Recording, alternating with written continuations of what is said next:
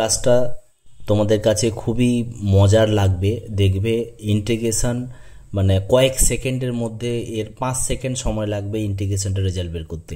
সেই ট্রিক তোমাদের আমি আজ শেখাচ্ছি।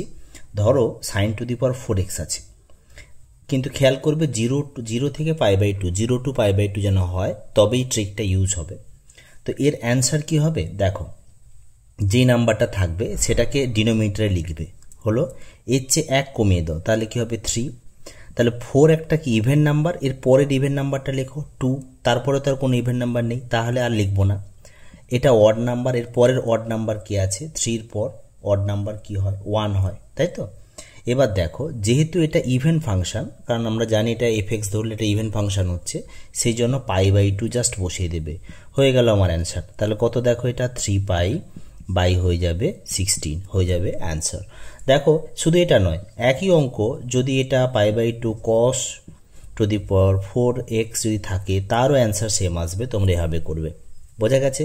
একই রকম যদি এমন একটা অঙ্ক থাকে 0 to π/2 মাস থাকতে হবে, ধরো cos to the power 6x dx আছে, তাহলে কি করবে, এইটা হরে লিখবো, এর পরের ইভেন নাম্বার লিখবো, এর পরে ইভেন নাম্বার কমপ্লিট, এর চেয়ে 1 কম করব, তারপরে অড নাম্বার লিখবো, তারপরে দেখো 1, আর যেহেতু এটা ইভেন ফাংশন আসছে তাই π/2 হবে। তাহলে এবার দেখো অ্যান্সার 2 হচ্ছে, আর কি হচ্ছে 5 π/, এটা কত হচ্ছে 2 8 8 8 4 32, তাই 32। এই হয়ে গেল আমার অ্যান্সার। বুঝতে পেরেছো? তাহলে এইরকমভাবে আমরা অঙ্কগুলো করব।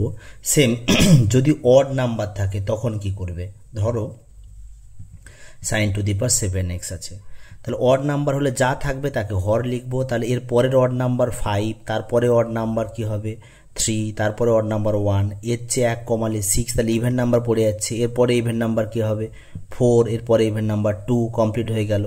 অড ফাংশন হলে আর π/2 লিখবো না, যা আছে তাই, অর্থাৎ এটাকে যা সলভ করবে যে অ্যান্সার হবে ওটাই হবে আমাদের ফাইনাল অ্যান্সার। Thank you.